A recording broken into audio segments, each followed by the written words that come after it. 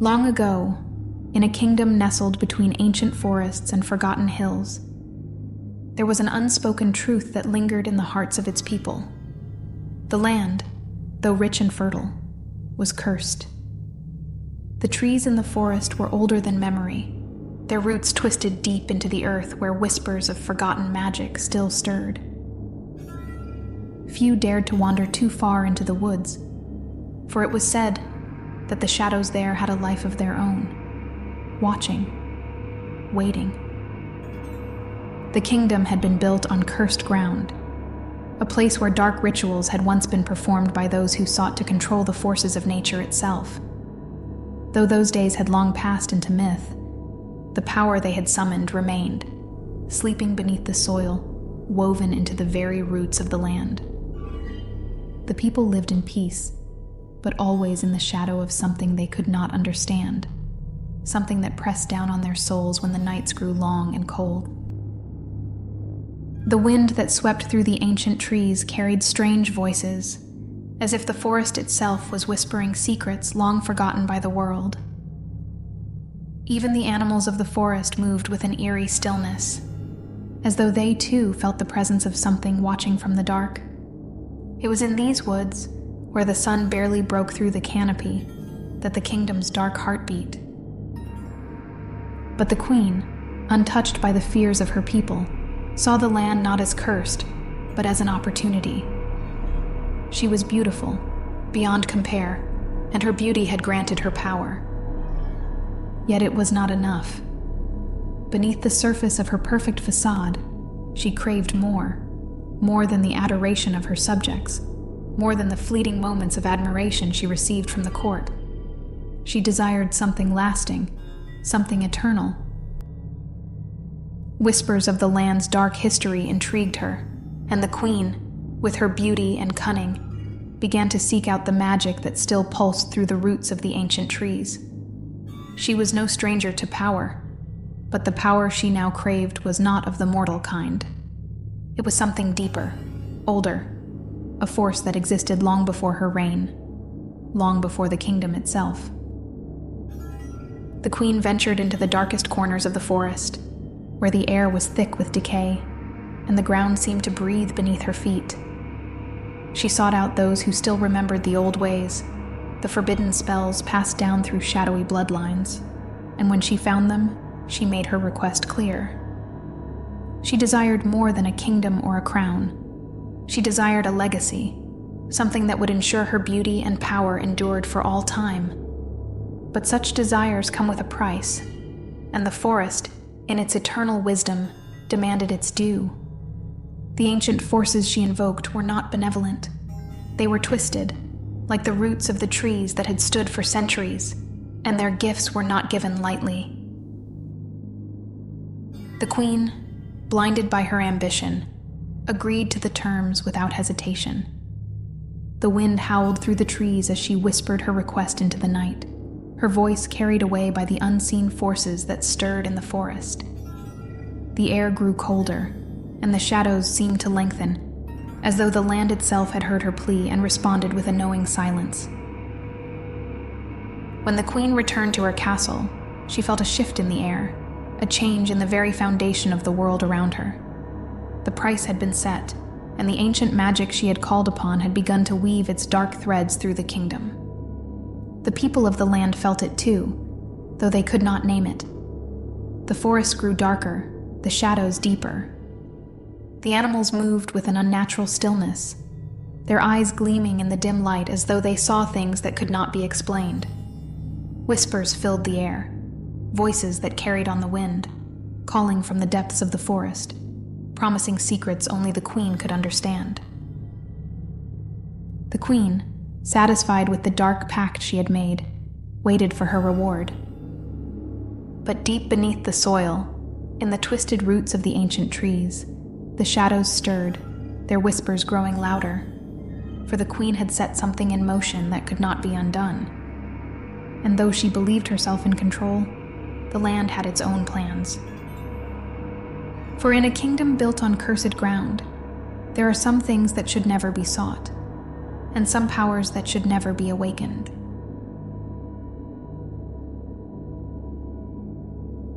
In a land where shadows hold ancient secrets and the whispers of forgotten magic fill the air, a queen's dark desire unleashes a force beyond her control.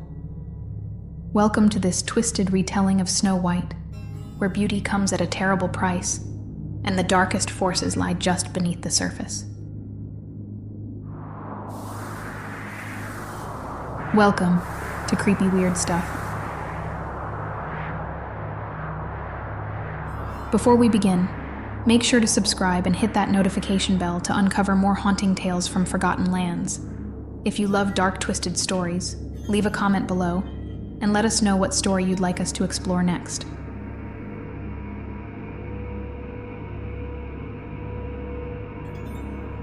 Once upon a time, in a kingdom where shadows loomed long over the land, there lived a queen whose heart was as dark as the forests that surrounded her castle. The castle itself was a grand yet eerie structure, its towering spires reaching into the clouded sky, casting jagged silhouettes over the snow-covered hills. The windows were narrow and cold, allowing only slivers of light to penetrate the dimly lit halls. It was said that the castle had been built upon an ancient, cursed ground, a place where dark magic thrived, whispered through the walls by unseen forces. The queen, who was known for her cruel beauty, had longed for a child not out of love or longing, but to secure her power. She had consulted with strange, shadowy figures, magicians and witches from the far corners of the world, to give her a child who would surpass even her in beauty and strength. One cold winter's day, as snow fell silently upon the ground, the queen sat at her window, embroidering a gown of deep crimson silk. Her needle slipped, pricking her finger, and 3 drops of her blood fell onto the white snow below the windowsill. For a moment, the queen gazed at the stark contrast of the blood against the pure snow, and a wicked smile played at the corners of her lips. Her mind, sharp and cunning, drifted to the ancient spells she had been taught in secret, spells that could summon the darkness to fulfill her desires. "If I am to have a daughter," the queen whispered softly, her breath clouding the cold glass, "let her be as pale as the snow, with lips as red as blood, and hair as black as the raven's wing. Let her beauty captivate the world, and let her soul be bound to the shadows, so that she may rule with power, unmatched by any living soul." The queen's whispered words echoed unnaturally in the room, as though they had been heard by something lurking just beyond the realm of sight. A cold breeze stirred the heavy curtains, and the fire in the hearth flickered ominously. The queen felt a presence, a dark, heavy force, as though her wish had been acknowledged by the ancient powers she had called upon. A chill ran down her spine, but the queen, ever ambitious, did not falter. She knew that to gain what she desired, she would have to tread carefully among the dark forces. In time, the queen's wish was fulfilled. She gave birth to a daughter, a child whose beauty was so striking that even the midwives were left in stunned silence. The child's skin was as pale as the winter snow, her lips a deep crimson, and her hair as black as the darkest night. The queen named her Snow White, a name that echoed in the grand halls of the castle like a cold wind sweeping through empty corridors. But from the moment Snow White was born, strange things began to happen within the castle. The queen, who had always been strong and healthy, grew weak and frail, her beauty fading rapidly as though something had drained the life from her. The once grand chambers where she resided became filled with the stench of decay, and the servants whispered of a curse that had been placed upon the queen for dabbling in dark magic. Snow White, though only an infant, had a presence about her that unsettled even the most seasoned servants. Her black eyes, which seemed too large for her pale face, followed the movements of those around her with an unnatural stillness. When the queen held her, a coldness crept into the air, and the fire in the hearth would flicker and nearly extinguish. Animals, too, behaved strangely around the child. Birds would sit on the windowsill, motionless, watching her with unblinking eyes. Dogs that had once been loyal and fierce would whimper and slink away whenever Snow White was near. As the months passed, the queen's condition worsened. Her once lustrous hair thinned and grayed. Her skin became sallow, and her eyes, once sharp and calculating, grew dull and lifeless. The king, concerned for his wife's health, called upon the finest physicians in the land, but none could explain her sudden decline. It was as though her very life force was being drained, slowly but surely. On her deathbed, the queen clutched the child to her chest, her bony fingers grasping at Snow White's silken hair. "You are my creation," the queen rasped, her voice thin and dry like brittle leaves. "You will inherit everything." With those final words, the queen took her last breath. The air in the room grew unnaturally cold, and for a moment, the flickering shadows on the walls seemed to twist into shapes. Faces, watching, waiting. The king, though devastated by his wife's passing, could not deny the strange unease that lingered in the castle after her death. He often found himself shivering, even when the fires burned hot in the hearth, and there was a stillness in the air that felt as though something unseen was always watching. Snow White, now left motherless, grew into a child of eerie beauty. She rarely cried, and when she did, her tears were cold, almost icy. The servants who had once cooed over her as a baby now avoided her gaze, for her black eyes seemed too knowing, too aware. The older she grew, the more unsettling her presence became. It was said that no one could look into her eyes for too long without feeling an inexplicable chill. As Snow White reached the age of 5, the kingdom had already begun to change. The gardens, once lush and green, wilted under her gaze. Flowers withered and died, their petals crumbling to dust as if in submission to her presence. The once lively animals that roamed the grounds now appeared only as shadows, moving silently through the trees, their eyes glinting with a strange, unnatural light. The king, though he loved his daughter, began to fear her. He could not explain the cold dread that settled over him whenever she entered the room. Nor could he ignore the way the castle itself seemed to bend to her will. It was during these dark days that the king, desperate to fill the void left by his first wife, remarried. His new bride was a woman of extraordinary beauty, but beneath her flawless exterior lay a heart as cold as Snow White's. The new queen was not a stranger to dark magic. She too had learned the ways of the shadows, though she kept her practices hidden behind a mask of charm and grace. She had heard the rumors of the cursed child, and had come to the kingdom not for love, but for power.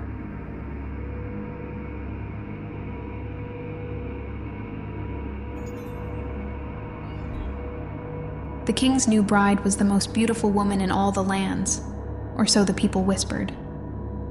Her arrival at the castle was met with celebration, but underneath the feasts and fine gowns, an air of unease clung to her presence. She was more than a queen. She was an enigma, with eyes that held no warmth, and a smile that never reached them. The queen moved through the halls of the castle as if she were a specter herself, always shrouded in the finest fabrics, her dark hair gleaming like the feathers of a raven. Her beauty was undeniable, but there was something else, something sinister in her beauty that none dared speak aloud. The castle's servants, who had grown used to the strange cold that followed Snow White, now found themselves torn between two forces of darkness. The new queen seemed to radiate a power that made the flames in the hearths flicker and the very walls shiver. But unlike Snow White's quiet, haunting presence, the queen was forceful, controlling. The king, who had once ruled with strength, seemed to shrink in her shadow. He was but a figurehead, a man who had lost his first love and now clung to his second in desperation, blind to the danger that lurked in his own home. In her private chambers, the queen kept a secret, an obsidian mirror unlike any other. The mirror, with its rippling surface that seemed to shift like shadows in the dark, was not a simple reflection of one's image. This mirror held the soul of a sorcerer long since trapped within its glass. Bound by an ancient curse, the sorcerer had been imprisoned for his misuse of power, his dark deeds too vile to allow his spirit freedom. And now, the queen had harnessed him, used him to see beyond the mortal realm, to ask questions of great power. Each day, the queen would stand before the mirror, her dark eyes gleaming in the dim light of her chamber. "Mirror, mirror on the wall," she would ask, her voice soft and smooth like velvet. "Who is the fairest of them all?" And each day, the mirror would reply, "You, my queen, are fairest of them all." For years, the queen reveled in her beauty and the power it brought her. She knew that beauty was not simply about appearances, it was about control. Men would fall at her feet, women would envy her, and kingdoms would bend to her will. The mirror confirmed her every desire, soothing the cracks in her fragile ego, assuring her that she was unmatched in both beauty and strength. The king's love was of no consequence to her. He was a tool, a pawn to secure her place. What truly mattered was her reign, and her beauty was the weapon she wielded with unmatched precision. Yet, as Snow White grew older, the queen's grip on her power began to tremble. The girl, now a young woman, had blossomed into a beauty that was almost painful to behold. Her skin, as pale as moonlight, glowed with an ethereal sheen, her lips a deep, blood-red contrast against the white of her face. Her raven-black hair cascaded down her back in waves, and her eyes, those unsettling black eyes, were deeper and more haunting than ever. But it wasn't just her beauty that unnerved the queen. It was the darkness that surrounded her, the silent presence that clung to Snow White like a shroud. The girl seemed to glide through the castle, her footsteps silent, her movements graceful yet unnatural. The animals in the kingdom, once full of life and energy, had grown quiet. Birds perched motionless in the trees, their black eyes fixed on Snow White as she passed. Deer would freeze in place, staring at her with an almost human-like awareness. The castle itself seemed to bend to her will. The fires in the hearths dimmed when she entered a room, and shadows danced unnaturally on the walls. The queen could feel it. Snow White was no ordinary girl. She was born of darkness, a child of cursed blood, and her power was growing. Each day, Snow White's presence in the castle became more oppressive, more suffocating. The servants whispered in hushed tones, their eyes wide with fear, as if the very walls had ears. They spoke of cold drafts that followed the girl, of strange sounds in the night, of animals behaving as if under some unseen command. Then, on the day of Snow White's 17th birthday, everything changed. The queen stood before her mirror, as she did every morning, her long fingers brushing against the cool surface of the glass. "Mirror, mirror on the wall, who is the fairest of them all?" But this time, the mirror's reply was not what the queen expected. "Snow White, my queen, is now the fairest of them all." For a moment, the queen stood frozen, her breath caught in her throat. Rage flared through her body like fire, but beneath the rage was something far worse. Fear. Snow White had surpassed her in beauty. The queen had always known that the girl's beauty was unnatural, but she had hoped to keep it contained, to keep her at bay with her own magic and charm. Now, Snow White's power had grown too great, and her beauty, that cursed beauty, threatened to dethrone the queen in more ways than one.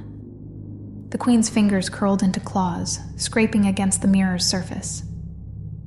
"This cannot be," she hissed, her voice a sharp edge in the stillness of the room. "It is impossible." But the mirror's reflection only rippled, the sorcerer's voice echoing with dark amusement. "Snow White's beauty surpasses even yours, my queen. She is born of shadows, and the shadows have made her their own." The queen's heart pounded in her chest, her mind racing, She had always known Snow White was different, but she had underestimated her. She had let her grow too powerful. Now, if she didn't act, Snow White would consume everything. The queen's beauty, her power, her kingdom. She could not allow this. With her mind set on vengeance, the queen began to weave a dark and terrible plan. She would not let Snow White's beauty surpass her own. No, she would destroy it. She would destroy the girl entirely.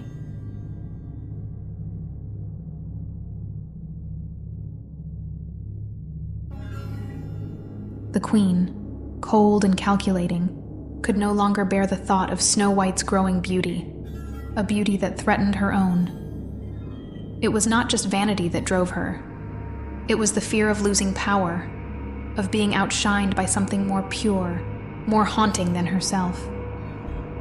Desperate to be rid of her stepdaughter, she summoned the Huntsman to her chamber, a man known for his strength and cruelty, trusted for his ability to do what others could not. The Huntsman was a man shaped by years of violence. His face, rough and scarred, told the story of countless hunts, and his eyes, hard and cold, betrayed no emotion. Yet, when the queen tasked him with taking Snow White into the darkest part of the forest and killing her, something shifted inside him. He nodded, accepting the order, but even as he did, a strange unease settled in his chest. The weight of the queen's command pressed on him in a way he could not explain. Snow White followed him into the forest without question, her dark eyes calm, her expression unreadable. She walked behind the Huntsman in silence, her presence unnerving in its stillness. The deeper they went, the more oppressive the forest became. The trees loomed above them, their gnarled branches blocking out the light, and the air grew thick with the scent of damp earth and decay. The Huntsman, who had ventured into these woods many times before, found himself uneasy. It was not the forest that unsettled him. It was Snow White. She moved through the darkened path with an unnatural grace, as though the shadows themselves parted for her. Her silence, her eerie calm, gnawed at him. He had killed before, countless times, but this was different. There was something about her, something he could not name, that made the very act of taking her life feel wrong. When they reached the heart of the forest, a place where even the light of day could not reach, the Huntsman drew his knife. His hands, which had never trembled before, now shook. He had faced beasts, monsters, men, and yet none of them had ever stirred this kind of hesitation. His breath came in shallow gasps as he raised the blade, preparing to strike. But then, Snow White turned to face him. Her black eyes, as deep and dark as the shadows around them, met his, and in that moment, something passed between them. It was not fear in her gaze, it was something else, something ancient, something powerful, and yet familiar. The Huntsman's hand froze, the knife suspended in the air. He couldn't do it. "You cannot kill me," Snow White said softly, her voice a whisper that seemed to echo through the trees. There was no fear in her words, no plea for mercy, only a quiet certainty. The Huntsman's heart pounded in his chest, his pulse quickening as her words sank in. He stared at her, the knife still raised. His resolve crumbled under the weight of her gaze. It was as though she saw straight through him, beyond the layers of violence and cruelty, to something deeper, something he had long buried. He realized then that he could never harm her. It wasn't just the Queen's order he couldn't fulfill. It was something far more personal, something he did not yet understand. Without another word, the Huntsman dropped the knife to the ground. His hands trembled as he stepped back, his mind racing with confusion and fear. Snow White remained still, her eyes never leaving his, and though she said nothing, the Huntsman felt as though she had spoken volumes. "I cannot do this," the Huntsman muttered, his voice hoarse. He turned on his heel and fled, his footsteps echoing through the dark forest as he vanished into the trees. He did not dare look back. Snow White stood alone in the clearing, the shadows wrapping around her like a cloak. Her pale face remained calm, her black eyes reflecting the darkness of the forest. She had known he wouldn't kill her. There was something about the Huntsman, something deep inside him that resonated with the shadows that followed her. As the Huntsman fled into the night, Snow White wandered deeper into the forest, her steps slow and deliberate. She felt the power of the land beneath her feet, the ancient magic of the woods embracing her like an old friend. She had survived, but she sensed that this was only the beginning. The forest had spared her, and so had the Huntsman. And in the shadows, there was a part of her that knew she would see him again.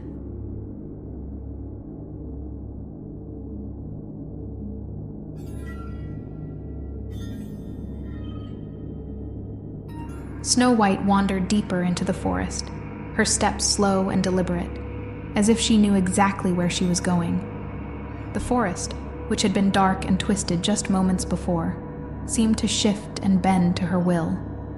The trees no longer loomed ominously overhead, their branches now parting for her like loyal subjects bowing to their queen.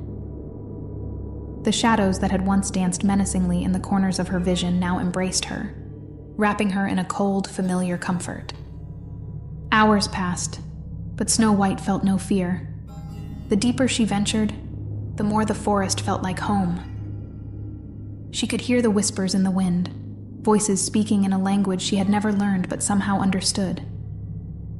The animals moved silently around her, watching her with eyes that glinted in the gloom. She could feel their presence, their quiet obedience, and it comforted her. As dusk began to fall, and the forest grew even darker, Snow White came upon a house nestled deep within the woods. The house was small and decrepit, its walls rotting with age, and its windows cracked and dirty. The roof sagged under the weight of moss and dead branches, and the door hung loosely on its rusted hinges. It looked as though no living soul had entered it in years, perhaps even decades. But there was something about the house that drew Snow White in, something that whispered to her from the shadows. She stepped forward, her hand resting lightly on the door as it creaked open of its own accord, revealing the dark interior. The air inside was thick with the smell of decay, of old wood and damp earth. Yet, Snow White felt no revulsion. She stepped across the threshold, her bare feet silent on the cold, dirt-covered floor. Inside the house, there was a long wooden table, scarred with deep cuts and stains. Beside it stood 7 small chairs, each one carved from dark wood, their legs uneven and jagged. The air was heavy with an eerie stillness, as if time itself had stopped inside the house. There was no sound, save for the faint rustle of the wind outside and the quiet creaking of the floor beneath Snow White's feet. It was then that she saw them. In the far corner of the room, half hidden in the shadows, stood 7 figures. They were small, much shorter than any man, and their bodies were twisted and misshapen. Their skin was pale and sickly, tinged with a grayish hue, as though they had been drained of all life. Their eyes, black and hollow, stared at Snow White with an intensity that sent a shiver down her spine. They were the dwarves, but not the dwarves of fairy tales. These were creatures of darkness, cursed long ago by forces even they could not understand. Their limbs were bent and gnarled, their fingers twisted like the roots of ancient trees. They moved slowly, their bodies creaking with each step, as though they had not moved in centuries. Their faces were gaunt, their expressions vacant, and their eyes held the weight of something far older than time. Snow White stood before them, her own dark eyes meeting theirs without flinching. She could feel the curse that bound them, the ancient magic that had twisted them into the grotesque figures they had become. Yet, she felt no fear, no disgust. Instead, she felt an odd kinship with them, as though she understood their suffering, their torment. The dwarves said nothing, but Snow White knew they would not harm her. They were bound to the darkness, just as she was. She could feel their pain, their centuries of isolation and misery, and in some strange way, it comforted her. Here, in this house of shadows, she was not alone. Without a word, the dwarves moved aside, allowing Snow White to pass. She walked deeper into the house, finding a small empty bed tucked into the far corner. It was no larger than the beds made for children, but Snow White did not care. She was tired, and for the first time in what felt like days, she allowed herself to rest. The dwarves watched her, their hollow eyes never leaving her face. They made no move to stop her, nor did they speak. They simply stood in the shadows, waiting. Snow White lay down on the bed, her eyes growing heavy as the darkness of the room closed in around her. As she drifted into sleep, the whispers of the forest followed her. The wind outside howled through the trees, and the shadows danced along the walls, flickering like dying flames. The dwarves, twisted and silent, remained in their corners, their hollow eyes watching over her, as though they, too, were bound to her by something far more powerful than the curse that had twisted their bodies. And so, Snow White slept, her mind filled with dark dreams of twisted roots and blackened skies, of shadowy figures whispering promises of power and revenge. In her dreams, she was not the victim. In her dreams, she was the queen.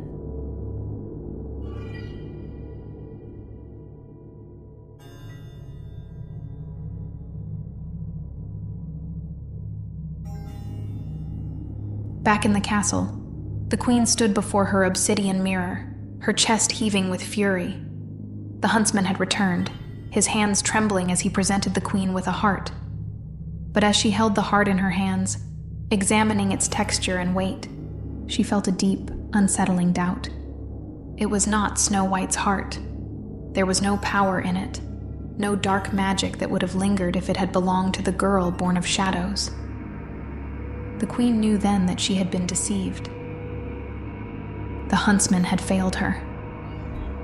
Rage boiled within the queen, and her eyes darkened with fury as she turned to the mirror, the cursed object that had brought her endless power and, now, unbearable pain. "Mirror, mirror on the wall," she hissed through gritted teeth. "Who is the fairest of them all?" The mirror rippled, the surface shimmering with a strange, shadowy light. For a moment, the queen's reflection was twisted into something monstrous. Her eyes hollow, her mouth stretched into a grotesque grin. But then the sorcerer's voice echoed from within the glass. "Snow White, my queen, is the fairest of them all. She lives still, and her beauty surpasses even yours." Her scream of rage echoed through the castle, the very walls trembling as though the structure itself feared her wrath. Her nails, sharp and black as the shadows, scratched deep gouges into the wooden frame of the mirror. Snow White lived, and her power was growing. The queen could feel it now, the cold, creeping sensation of the darkness that had always surrounded the girl. It was spreading, enveloping the kingdom like a slow, suffocating mist.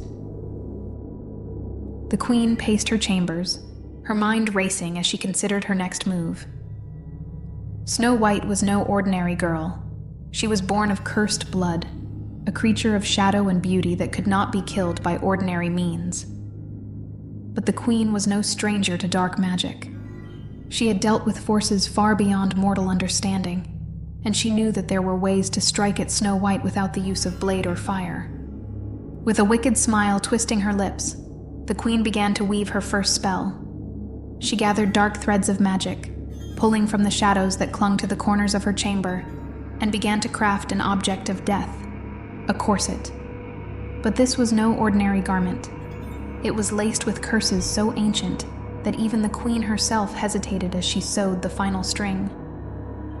The corset would squeeze the life from Snow White's fragile body, tightening around her ribs until her breath was stolen and her heart ceased to beat. Once the corset was complete, the queen summoned her most trusted servants, those who knew of her dark magic and feared her enough never to question her orders. She disguised herself as a simple peddler, draping herself in the rags of a traveler, her once perfect face now hidden beneath layers of grime and soot. Her transformation was complete, and no one, not even Snow White, would recognize her. The queen ventured deep into the forest, her heart cold with determination. She would finish what the Huntsman had failed to do, and Snow White's beauty would finally be destroyed. Days passed in the dwarves' decrepit home, where Snow White had begun to settle into her new life among the cursed creatures. Each day, she wandered the forest, her black eyes watching the strange movements of the animals that followed her. She no longer feared the darkness of the woods. In fact, she embraced it. The forest had accepted her as one of its own, its shadows bending to her will, its creatures falling silent in her presence.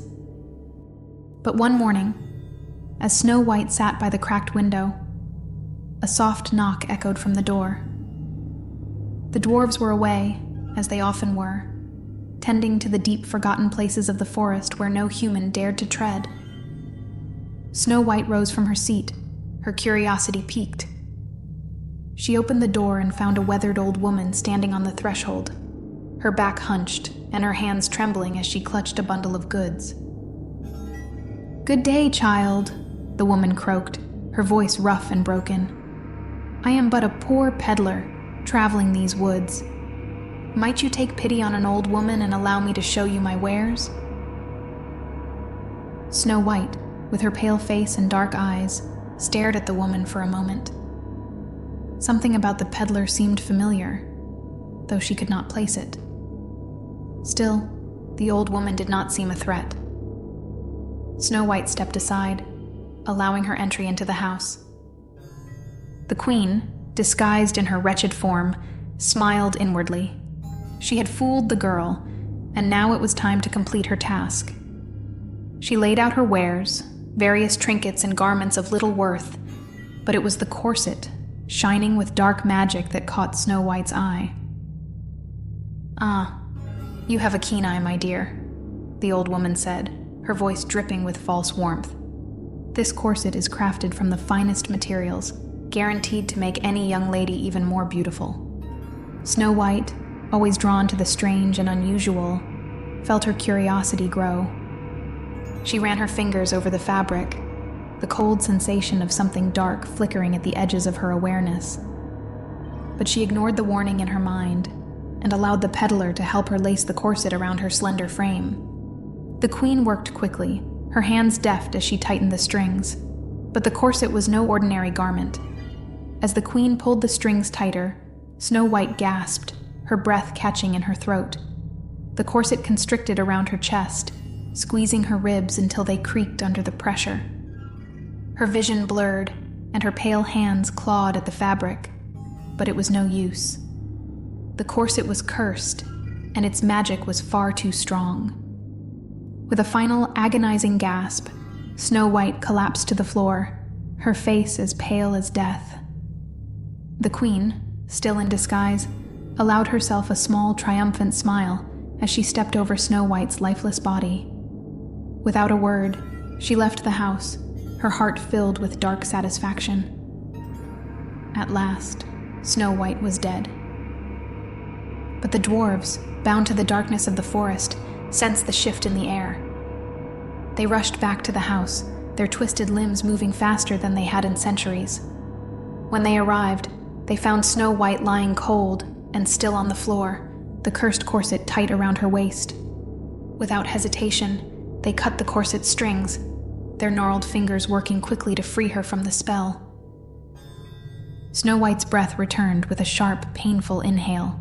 Her black eyes fluttered open, and for a moment, the room seemed darker, the shadows deeper. She sat up slowly, her pale hands trembling as she touched her chest, still aching from the constriction. The dwarves said nothing, but they knew the truth.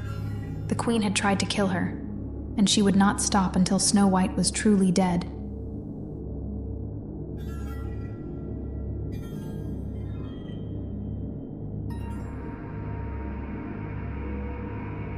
The queen sat in her chamber, waiting for news of Snow White's death. The huntsman had failed, but this time she felt certain that her corset's curse had done its work. She paced back and forth, her thoughts twisting into darker shapes with each passing minute. In her mind's eye, she imagined Snow White's lifeless body lying still on the floor, the girl's beauty forever silenced by the crushing force of the cursed garment. But the queen's peace would not last. On the third day after her attack, she stood before the mirror once more, her hands trembling with anticipation. "Mirror, mirror on the wall," she whispered, her voice tinged with both excitement and dread. "Who is the fairest of them all?" The mirror's surface rippled, shadows swirling within its depths, as the sorcerer's voice echoed from beyond. "Snow White, my queen, still lives. She is the fairest, her beauty untouched, and her power grows." The queen's blood froze in her veins. Her fingers gripped the edge of the mirror's frame so tightly that her nails bit into the wood, splintering it under her hands. Snow White lived. Once again, the girl had escaped death, her beauty and power still intact. A storm of rage and panic flooded the queen's mind. She could not understand how the girl had survived. The corset's curse should have killed her, should have stolen the very breath from her lungs, and yet Snow White had returned, her beauty unbroken. The queen's reflection twisted into something monstrous, her once beautiful features contorting with fury and hatred. "She will not escape me again," she hissed, her voice trembling with rage. "I will make sure of it." With renewed determination, the queen set to work on her next plan. She had underestimated Snow White before, but now she would be more careful, more precise. She needed something subtle, something that would kill the girl slowly, without a trace. Poison. It was a delicate art, one the queen had perfected over the years, but this time she would use it in a way that Snow White would never suspect. In her chamber, beneath layers of enchanted fabrics and spellbound trinkets, the queen retrieved a small, elegant comb. The comb, made of polished ebony, was intricately carved with twisting serpent-like patterns, its teeth long and sharp. The queen held it in her hands, feeling the smoothness of the wood, the darkness that radiated from it. It was a beautiful object, but it would soon become deadly. She prepared a vile potion from the venom of a rare and deadly spider, a creature she had kept hidden away for such occasions. The spider's venom was slow but effective, causing the body to seize up, the heart to slow, and the breath to stop, all without leaving a visible mark. The poison would be perfect, slipping into Snow White's skin without her noticing until it was too late. Carefully, the queen dipped the comb into the venom, watching as the dark liquid soaked into the wood. The comb gleamed with a dull, unnatural light, and the queen could feel the power radiating from it. Satisfied, she set out once again, disguising herself as a humble peddler woman, her face hidden beneath layers of soot and grime. This time she would not fail. Days passed in the forest, and Snow White's life returned to its quiet, haunting routine. The dwarves, ever vigilant, had grown even more protective of her after the queen's first attack. They watched her closely, their hollow eyes never leaving her, as if they feared the darkness might swallow her whole at any moment. But Snow White, though she had nearly died, did not seem afraid. If anything, the experience had only deepened her connection to the forest, to the shadows that whispered her name. One morning, as Snow White stood by the cracked window of the decrepit house, the sound of footsteps echoed from outside. The dwarves had left early, vanishing into the depths of the forest as they did each day, leaving Snow White alone. She turned her head slightly, her pale skin glowing in the dim light as she peered through the window. An old woman stood at the door, her back hunched and her hands trembling as she clutched a bundle of wares. Her face was hidden beneath a filthy cloak, and her voice, when she spoke, was soft and raspy. "Good day, child," the woman croaked, her voice barely more than a whisper. "I come to you as a humble peddler. Might I show you something beautiful?" Snow White, ever curious, tilted her head slightly. Something about the woman's presence seemed familiar, though she could not place it. The old woman's eyes were dark and shadowed, and though her voice was soft, there was something hidden beneath it, something dangerous. But Snow White, drawn to the dark and the strange, felt no fear. She stepped aside, allowing the peddler entry. The queen, still disguised as the old woman, smiled beneath her cloak. Her hands, trembling with both excitement and malice, reached into her bundle of wares and produced the comb. The black wood gleamed in the dim light, and the twisting, serpent-like pattern seemed to slither across its surface as the queen held it out for Snow White to see. "Look at this comb, my dear," the queen murmured, her voice dripping with false kindness.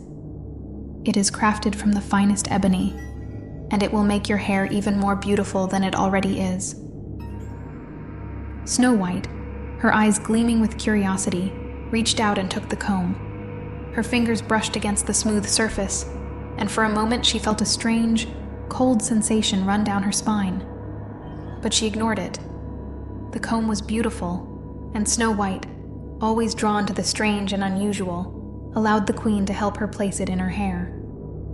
As the comb's sharp teeth slid into her scalp, the venom began its work. Snow White felt a sudden, sharp pain, as though 1,000 tiny needles were pricking her skin. Her vision blurred, and her breath caught in her throat. She tried to speak, to pull the comb from her hair, but her body betrayed her. Her limbs went numb, and she collapsed to the floor, her pale face twisted in agony. The queen smiled as she watched Snow White's body convulse. The poison was slow but sure. There would be no waking from this. Satisfied with her work, the queen gathered her wares and slipped silently from the house, disappearing into the shadows of the forest once more. But once again, the dwarves returned to find Snow White lying cold and still on the floor. Their hollow eyes widened with alarm, and their gnarled fingers worked quickly to pull the comb from her hair. As soon as the comb was removed, Snow White gasped, her breath returning to her in painful, shuddering waves. Her black eyes fluttered open, and for a moment, the room seemed darker, the shadows more oppressive. The dwarves said nothing, but they knew what had happened. The queen had tried to kill her again. And though they had saved her once more, they feared the queen would not stop until Snow White was dead.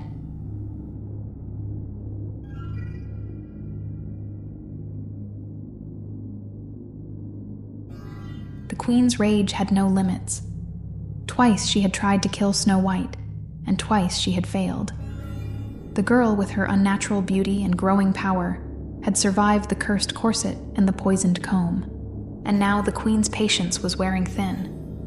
She could feel the darkness pressing in around her, a cold, suffocating presence that seemed to mock her failure. Her heart burned with hatred as she stood before her mirror once more, the surface of the glass swirling with shadowy shapes. Her fingers trembled with fury as she asked the question that had plagued her for so long. "Mirror, mirror on the wall, who is the fairest of them all?"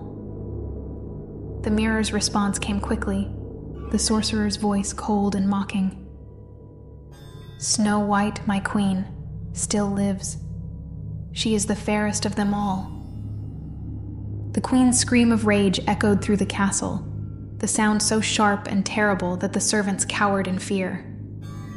She had done everything within her power to kill the girl, and yet Snow White lived, her beauty untarnished, her power growing stronger with each day. The queen knew she could not rest until the girl was dead, truly dead, beyond the reach of even the dark forces that seemed to protect her. She had one last trick left, one last enchantment that even Snow White could not survive.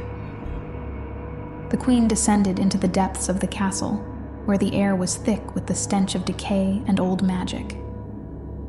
In the darkest corners of her hidden chamber, she retrieved a single apple, an apple that was no ordinary fruit.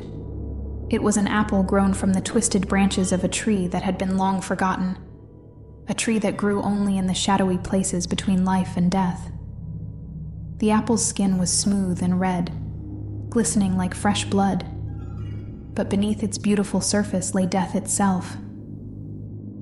With careful precision, the queen split the apple in two.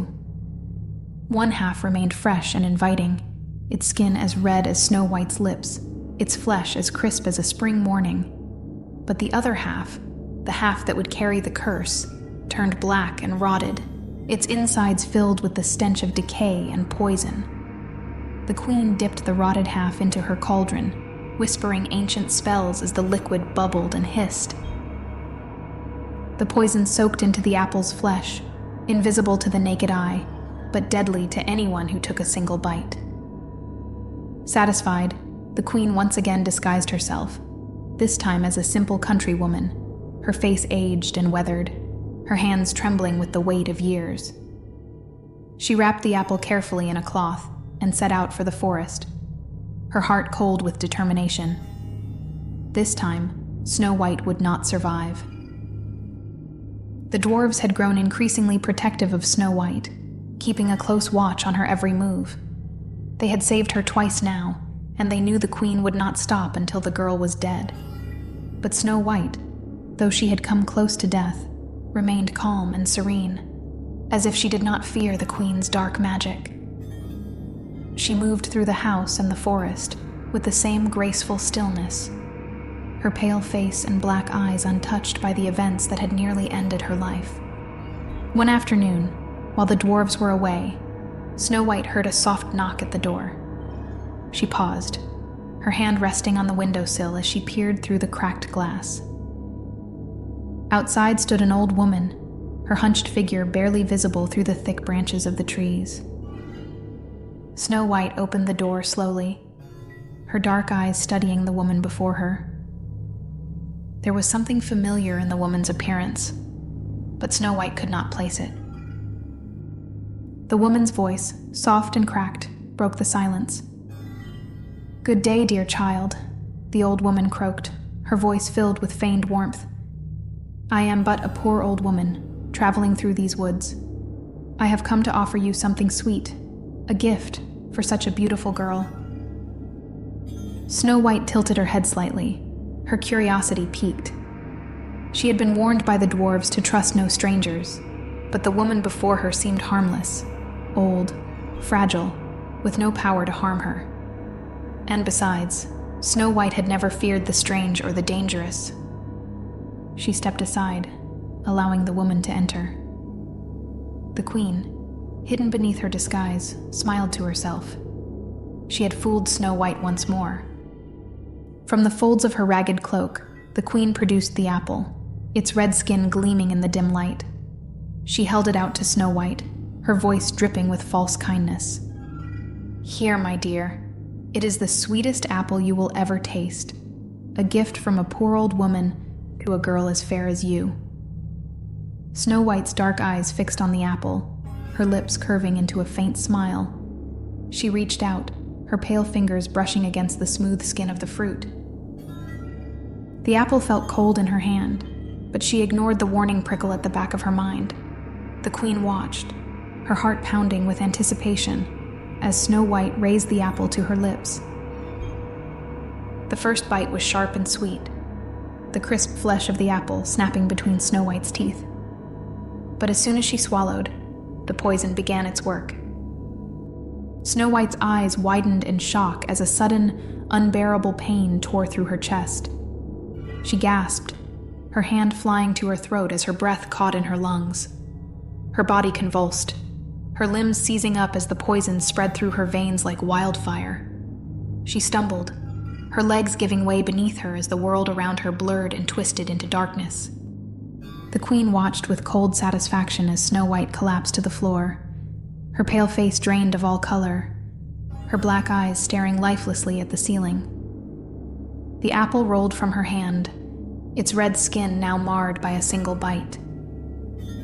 At last, the girl was dead.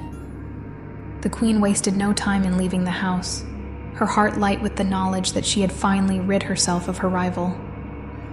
As she disappeared into the forest, the wind carried with it a dark sense of finality.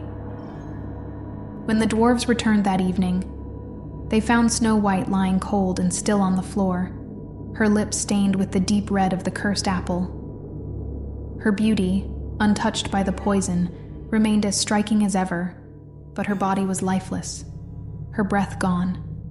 The dwarves, overcome with grief, tried desperately to revive her. But this time, there was no waking her.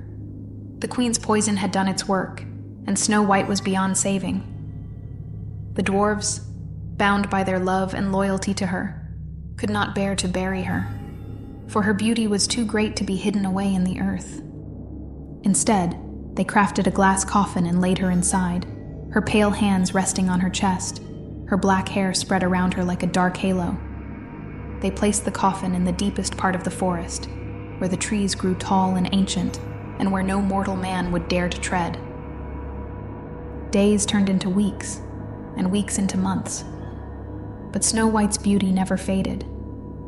She lay in her coffin, as still and cold as death itself. But her face remained untouched by time, her lips still as red as blood, her skin still as pale as snow.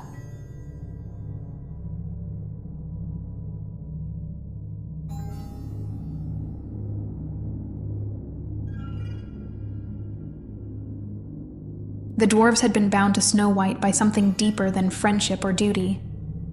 It was as though her beauty and dark presence had woven a spell over them, connecting them to her even in death.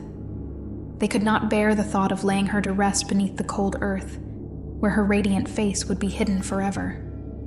Her beauty, her aura, something otherworldly about Snow White, felt too powerful, too eternal to be buried. So the dwarves constructed a glass coffin, elegant yet somber, its surface polished to a gleaming sheen. The glass was no ordinary material. It reflected no light and carried an unnatural coldness, as if it had been pulled from the heart of winter itself. They placed Snow White gently inside, her hands folded over her chest, her fingers still pale and delicate, as though she were merely asleep. Her raven black hair fanned out beneath her, a stark contrast to her snow-white skin. Her lips, though stilled by death, remained as red as blood, their color unyielding to time. The dwarves carried the coffin to a secluded glade deep within the forest, a place where the trees stood ancient and towering, their gnarled branches casting long shadows over the land. It was a place where no mortal would dare to tread, where the air was thick with the weight of centuries of untold secrets. The forest, which had always felt like a living, breathing entity, seemed to hum with an eerie silence as the dwarves laid the coffin in the glade. They placed the glass coffin on a high pedestal, raising it so that Snow White's beauty could be seen from all angles. As the coffin settled into place, the shadows in the forest seemed to deepen, as if acknowledging her presence. The dwarves, their faces twisted with grief, stood around the coffin in silence. Their hollow eyes, filled with sorrow, gazed upon Snow White's still form. For weeks, the dwarves kept vigil, refusing to leave her side. They lit candles around the coffin, their flickering flames casting long shadows across Snow White's face. The candles burned low and dim, yet they never seemed to go out, as if even the fire itself was reluctant to leave her. Each day the forest grew more silent, more watchful. The animals, once lively and full of sound, became mere shadows, flitting silently through the trees. Birds perched in the branches above the coffin, their black eyes unblinking, watching Snow White with an unsettling stillness. Even the wind seemed to hesitate before passing through the glade, its whispers softer, its breath colder. Time passed, but Snow White's beauty never faded. The poison had stopped her heart, frozen her breath, but it had not touched her face. Her lips remained as crimson as the day she had bitten into the apple, her skin as pale and perfect as snow. The dwarves, though heartbroken, could not help but marvel at the way death had preserved her. It was as though she belonged to the forest now, an eternal queen lying in state, waiting for the day she might rise again. Strange things began to happen in the forest as Snow White's body remained in the glade. The shadows grew longer, more alive, moving with a purpose that was impossible to understand. Sometimes, in the dead of night, the dwarves would hear whispers on the wind, voices that seemed to call out to Snow White, though they could not understand the words. The trees creaked and groaned, their ancient roots twisting deeper into the earth, as though the forest itself was shifting, changing in response to Snow White's presence. Occasionally, travelers would stray too far into the woods, drawn by rumors of the beautiful maiden lying in a glass coffin. But those who ventured too close to the glade never returned. The forest would swallow them whole, its shadows closing in around them, the whispers growing louder until the air was filled with a chorus of unseen voices. The forest did not tolerate intruders, and Snow White's resting place became a forbidden land, protected by forces darker and more ancient than the dwarves could understand. And so, Snow White remained in her glass coffin, her beauty undisturbed by the passage of time, her stillness eerie in its perfection. The dwarves, bound to the curse of the forest, continued their vigil, knowing that something darker lingered just beyond their understanding. They could not leave her, could not abandon her, for the darkness that had claimed Snow White had claimed them as well. The queen, however, did not return to the forest. Confident that Snow White was dead, she basked in her triumph, her heart cold with satisfaction. For months, she ruled the kingdom without fear, her beauty once again unmatched. The mirror confirmed her victory every day, and the queen felt her power solidify, unchallenged by the girl who had once threatened her reign. But even in her greatest moment of triumph, the queen could not shake the unease that haunted her dreams. In the dead of night, she would wake, her breath caught in her throat, her heart racing as though she had heard something just beyond the edge of sleep. The shadows in her chamber seemed longer, darker, and the mirror's surface shimmered with an ominous light. It was as though the forest, the place where she had left Snow White to rot, was calling to her, whispering a truth she did not wish to acknowledge. Though she tried to ignore it, the queen felt a growing dread settle in her bones. She had killed Snow White, of that she was certain, but something deep within her whispered that the girl's story was not yet finished. The darkness that had surrounded Snow White was too strong, too powerful to simply disappear. Far away, deep in the heart of the ancient forest, Snow White lay in her glass coffin, her beauty undiminished, her presence still and cold. The shadows watched over her, the trees groaned with the weight of time, and the forest itself seemed to wait. For what? The dwarves did not know.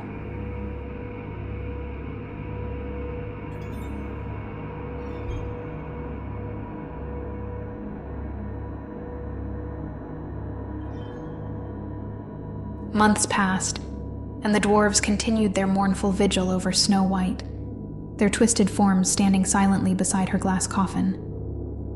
The forest, now an eerie kingdom of shadows and whispers, had grown colder with each passing day. The dwarves had long stopped speaking to one another. Their words had become unnecessary in the presence of the ever-watchful forest. It was as though the very essence of the place had seeped into their souls, binding them to Snow White's still form as much as the curse that had originally twisted their bodies. And yet, though time stood still in the forest, the world beyond had not forgotten about Snow White. Whispers of her beauty and the strange, dark happenings in the woods had spread far beyond the kingdom. The tale of the beautiful maiden, lying in eternal sleep within a glass coffin, captured the imagination of many, drawing attention from distant lands. But none dared venture into the cursed forest, for the few who tried were never seen again.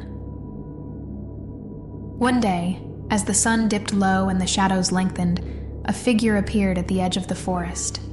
He was a prince, though not the kind of prince found in fairy tales. This man had traveled far and wide, drawn not by the promise of love or beauty, but by the stories of the strange and the macabre. His heart was not filled with compassion or kindness, but with a morbid curiosity. He had heard of Snow White's beauty, of the dark forest that surrounded her, and of the dangers that lay within. And it was these dangers that intrigued him most. He ventured into the forest without hesitation, his dark eyes scanning the twisted trees and shadowy paths. The deeper he went, the quieter the forest became, as though the very air was holding its breath in anticipation of his arrival. The animals, once lively and watchful, vanished into the shadows, and the wind carried only faint whispers, as if warning him to turn back. But the prince pressed on, his curiosity growing with each step.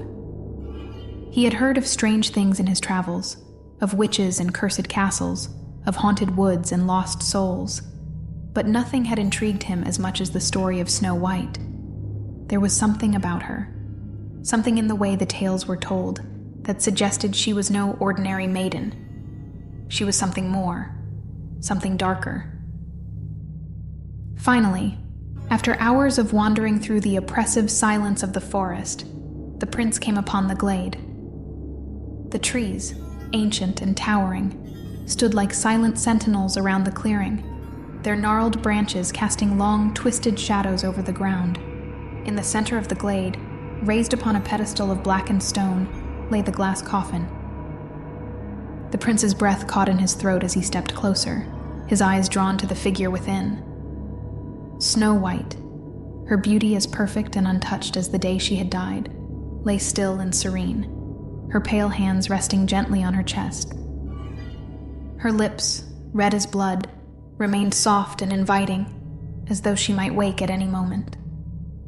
Her raven black hair framed her face in dark waves, and her skin, pale as snow, glowed with an otherworldly light beneath the glass. For a moment, the prince simply stood there, staring at her in awe. He had heard of her beauty, but nothing had prepared him for this. She was not just beautiful. She was captivating in a way that made his heart race and his thoughts blur. There was something unnatural about her stillness, something that felt both wrong and right at the same time. He circled the coffin, his eyes never leaving her face. The dwarves, who had remained in the shadows of the trees, watched him silently, their hollow eyes fixed on his every movement. They did not approach him, did not speak, for they knew better than to interfere. They were merely guardians now, bound to Snow White as long as she lay within the forest. They had no power to stop the prince, nor did they have any desire to. The prince, fascinated by the girl's beauty, found himself unable to resist the pull she had over him. His fingers, trembling with a mixture of fear and desire, reached out and touched the cold surface of the glass coffin. A chill ran through him as he pressed his hand against the smooth surface, but he did not pull away. He had come too far, seen too much, to be turned away now. "I have heard stories of your beauty," the prince whispered, his voice low and reverent. "But nothing could have prepared me for this." There was no answer, of course. Snow White remained still, her eyes closed, her breath long since stilled by the queen's poison. But the prince could feel something, some presence that lingered just beyond his understanding. It was as though the forest itself was watching him, waiting for him to act. Without thinking, the prince leaned down, his lips hovering just above the glass. The dwarves, still hidden in the shadows, watched with unblinking eyes, their hearts heavy with the weight of what was to come. They had seen many things in their cursed existence, but nothing quite like this. The prince, drawn by something he did not fully understand, pressed his lips against the glass. The moment he did, the air in the glade shifted. The wind picked up, swirling through the trees with a sudden, violent force. The shadows, which had been still and quiet, began to twist and writhe as though they were alive. The trees groaned under the weight of centuries-old roots, and the animals, hidden deep within the forest, let out soft, mournful cries. Snow White's body shuddered. The prince stumbled back, his heart racing as he watched in disbelief. The glass coffin trembled, its surface rippling as though something beneath it was stirring. The dwarves, sensing the shift in the air, stepped forward, their hollow eyes wide with fear and awe. Snow White's chest, still and cold for so long, rose with a single shallow breath. Her eyes fluttered open. They were as black as the deepest night, empty and endless, yet filled with a power that the prince could not comprehend. She blinked once, twice, and then sat up slowly, her movements graceful and deliberate. Her pale hands reached out, pressing against the glass as if testing its strength. The dwarves moved toward the coffin, their hands trembling as they lifted the lid. The prince, still frozen in place, could only watch as Snow White stepped out of the coffin, her bare feet touching the cold earth for the first time in what felt like an eternity. The wind, which had howled through the trees only moments before, stilled, and a heavy silence fell over the glade. Snow White's black eyes fixed on the prince, and for a moment, the air itself seemed to tremble under her gaze. She said nothing, but her presence was overwhelming, a force that pressed down on him like a weight too heavy to bear. The prince, his heart pounding in his chest, knew that this was no ordinary maiden. She had been touched by death, and something far darker than death had brought her back. Snow White's lips, red as blood, curled into a smile.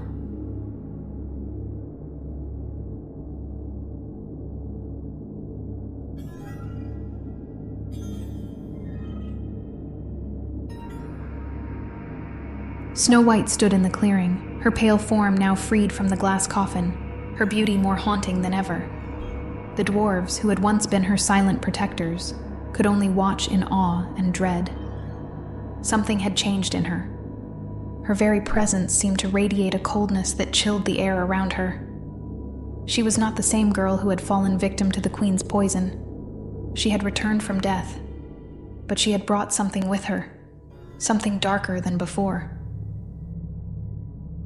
The prince, who had been captivated by her beauty, now found himself frozen under the weight of her gaze. Her black eyes, as empty as the void between stars, seemed to see right through him. Yet, he could not look away. There was an allure about her, a dangerous, seductive pull that made his heart race despite the terror gnawing at his soul. Snow White stepped toward him, her movements slow and deliberate, her bare feet making no sound on the cold earth. The wind had died, and the forest, which had once whispered and groaned, had fallen into an unnatural silence. The animals, hidden in the shadows of the trees, remained still, their eyes glinting in the dark, watching, waiting. Even the dwarves, bound by the forest's curse, stood unmoving, their hollow eyes wide with fear and awe. The prince opened his mouth to speak, but no words came out. His throat felt tight, as though something was pressing down on him, choking the very breath from his lungs. Snow White's lips, still as red as blood, curled into a smile, cold, calculating, and filled with a kind of knowing that made the prince's heart pound in his chest. "Thank you," Snow White whispered, her voice as soft as the wind that had once whispered through the trees. "You have freed me." The prince's eyes widened. Freed her? From what? He had come here, drawn by tales of her beauty, of the mysterious maiden lying in eternal sleep in the heart of the cursed forest. He had thought himself lucky to see her, to witness her in all her eerie, timeless beauty. But now he realized, too late, that Snow White was no helpless maiden. She had not needed saving. She had been waiting. Snow White's smile widened, and the air around her seemed to grow colder. The shadows, which had lain still in the corners of the glade, began to shift, writhing like living things, crawling across the ground toward the prince's feet. His body stiffened in fear as the darkness crept closer, the shadows licking at his boots, climbing up his legs, wrapping around him like tendrils of smoke.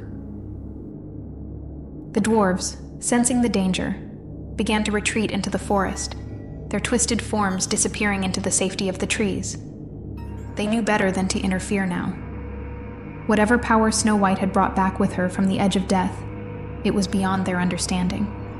They had seen much in their long, cursed existence, but this was something far more terrible.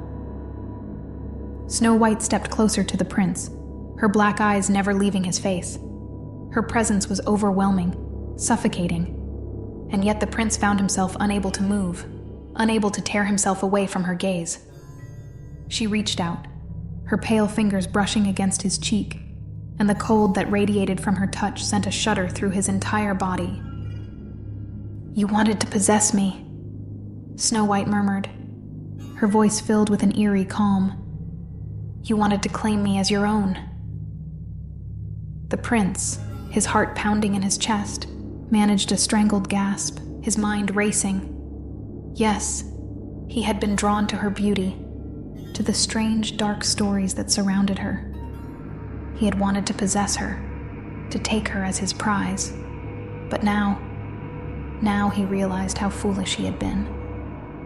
Snow White's hand slid from his cheek to his throat, her grip tightening just enough to make his breath catch. Her smile remained, cold and knowing, as if she were reading every thought in his mind, every fear that had bubbled to the surface since he had laid eyes on her. "But I am not yours to claim," she whispered, her voice as cold as the wind that had once whispered through the trees. "I belong to something far darker than you." The prince's eyes widened in terror as the shadows around him surged forward, wrapping around his body, pulling him down into the dark. His mouth opened in a silent scream, his hands clawing at the ground, but it was no use. The shadows swallowed him whole, dragging him into the void that waited just beyond the edge of the forest. Snow White watched as the prince disappeared, her expression calm, unbothered by his fate. She stood there for a moment, her pale face bathed in the dim light of the forest, her black eyes reflecting nothing but the darkness that had taken hold of her heart. The prince had been a fool. He had thought he could claim her, but Snow White was no longer bound by the laws of men. She had been touched by death, and death had given her power beyond her wildest imagination. She turned her gaze toward the path that led back to the castle, the Queen's castle. A faint smile tugged at the corners of her lips. She had unfinished business there, and it was time to reclaim what was rightfully hers. The forest, sensing her intent, seemed to bend to her will. The trees parted as she moved, their branches bowing before her like loyal subjects. The shadows followed her, swirling at her feet, guiding her as she made her way through the ancient dark woods. The dwarves, still hidden in the depths of the forest, watched her go, their hearts heavy with the knowledge that Snow White was no longer the girl they had once protected. She was something else now, something darker, something far more dangerous. Back in the castle, the Queen had grown complacent in her victory. She believed Snow White to be dead, her beauty forever silenced by the poisoned apple. The mirror confirmed it every day, and the Queen's reign, once threatened, was now secure. She no longer feared the whispers of Snow White's beauty or the dark magic that had once surrounded her. But in the dead of night, the Queen would wake with a start, her breath caught in her throat, her heart pounding in her chest. She could feel it, the creeping sensation of something wrong, something moving in the shadows just beyond her sight. The mirror, once a source of comfort, had grown darker. its surface shimmering with an eerie, unsettling light. It was on one of these nights, when the air was thick with tension, that the Queen heard it. The sound of footsteps in the hall outside her chamber. Slow, deliberate footsteps, echoing through the stone corridor like the toll of a bell. The Queen sat up in bed, her heart pounding in her chest, her eyes wide with fear. The door creaked open, and there, standing in the dim light of the hallway, was Snow White. Her pale face was serene, her black eyes cold and empty. Her lips, still as red as blood, curved into a smile as she stepped into the room, the shadows swirling around her like a living cloak. The Queen's breath caught in her throat. She had killed Snow White. She had seen the girl's lifeless body collapse to the floor, had felt the satisfaction of knowing that her rival was dead. But now, Snow White stood before her, alive and more powerful than ever. The Queen scrambled out of bed, her hands shaking as she reached for the dagger she kept hidden beneath her pillow. But Snow White moved faster. The shadows surged forward, wrapping around the Queen's wrists, pulling her down to the floor. "Did you think you could kill me?" Snow White whispered, her voice soft and deadly. "Did you think you could take my life and escape unscathed?" The Queen gasped for breath, her body trembling as the shadows tightened around her. Her eyes, wide with fear, searched Snow White's face for any sign of mercy, but there was none. Snow White's smile remained, cold and unyielding. "I was born of darkness," Snow White continued, her voice a low hiss. "You cannot kill what was never truly alive." With a final, chilling scream, the Queen was consumed by the shadows, her body disappearing into the void that had once belonged to Snow White. And Snow White, now free of the Queen's curse, stood in the chamber, her black eyes gleaming with triumph. The kingdom was hers now, and the darkness had come to stay.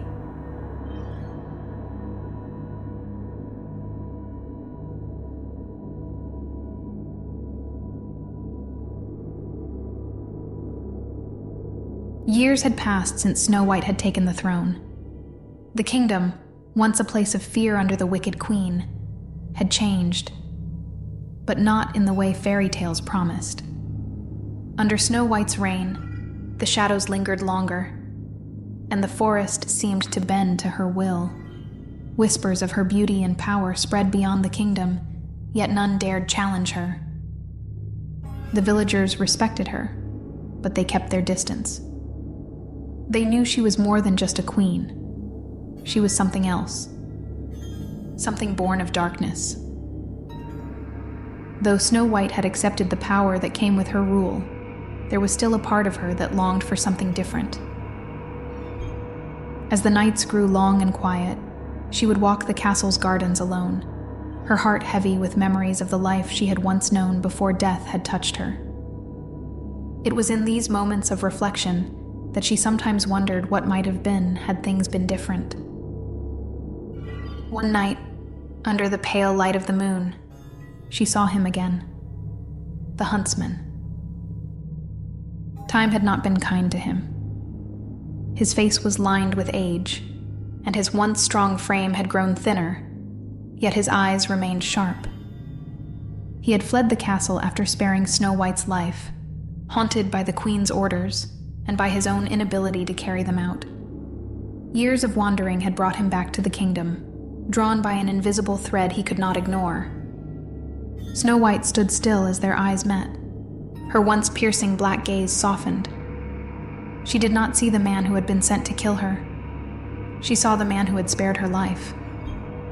The Huntsman, though changed by time, could still feel the power radiating from her, but there was something gentler now, something that had not been there before. "You've returned," she said quietly, her voice carrying through the stillness. "After all these years." The Huntsman nodded, his voice rough and broken. "I couldn't stay away.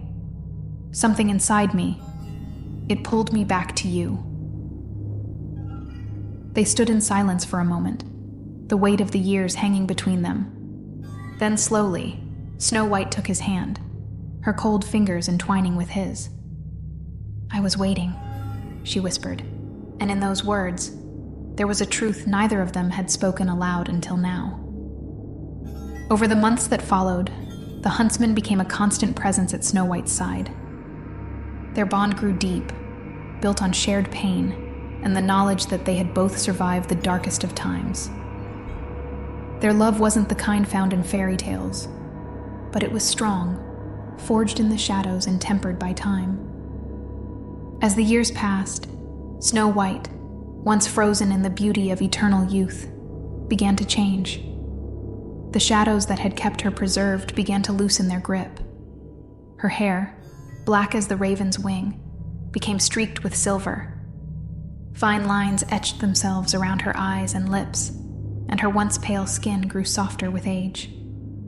She welcomed the changes, embracing the passage of time like an old friend.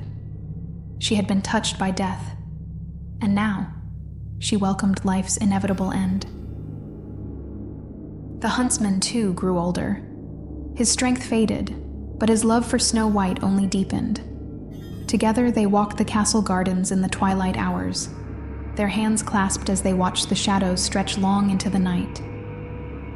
They spoke little in those moments, for words were no longer necessary. Their love had grown beyond speech, existing in the quiet understanding between two souls who had found each other in the darkness. As the years turned to decades, Snow White and the Huntsman grew old together. Their bodies weakened, but their bond only strengthened. The kingdom, still shrouded in the mystery of the forest, grew used to the sight of the once powerful queen walking arm in arm with the Huntsman, her face lined with age, but her eyes still gleaming with the depth of all they had shared. In the end, they found peace in each other. Snow White, who had once been cursed to eternal beauty and power, had chosen to let go. The darkness that had once consumed her softened, and the shadows that had followed her throughout her life no longer weighed her down. On their final days, they sat together in the gardens they had walked for so many years, their hands still entwined. Snow White's head rested on the Huntsman's shoulder as they watched the sun set beyond the horizon. The air was cool, and the trees rustled softly with the wind, but the shadows were no longer menacing. They had become a part of the world around them, just as Snow White and the Huntsman had become a part of each other. And as the sun set for the last time, they left this world together, their love a quiet, enduring presence in the shadows that had once defined their lives. The kingdom remembered them not for their power, but for the love they had shared, a love that had grown old, weathered by time and softened by the shadows.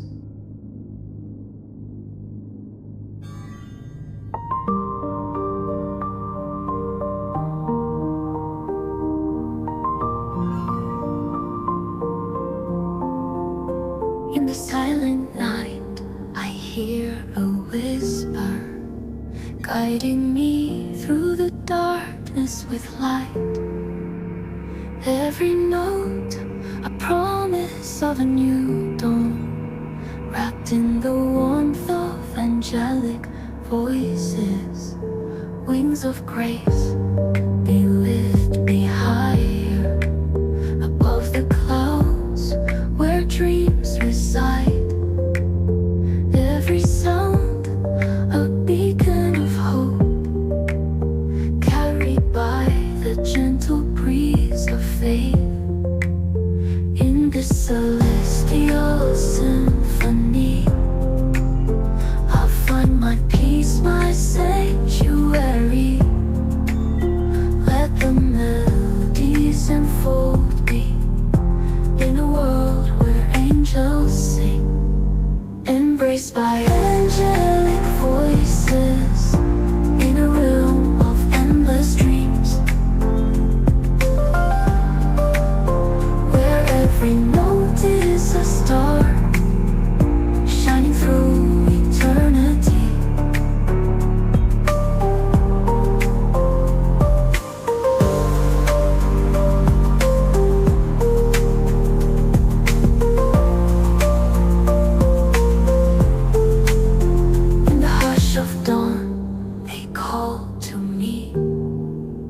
song of love, pure and divine. Every chord, a thread of destiny, weaving the fabric of our souls in the celestial symphony. I'll find my peace, my sanctuary. Let the melodies enfold me in a world where angels sing, embraced by angelic voices in a realm of endless dreams, where every note is a star shining through eternity.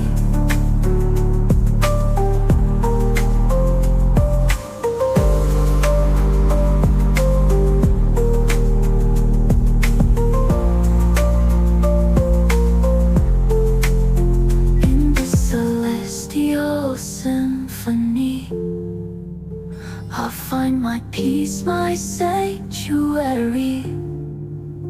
Let the melodies enfold me in a world where angels sing, embraced by angelic voices in a realm of endless dreams, where every note is a star shining through eternity. As the stars align, I feel their presence, guiding me with love so pure and true. Every whisper, a celestial blessing in the harmony of angelic hues, embraced by angelic voices in a realm of endless dreams, where every note is a star shining through eternity.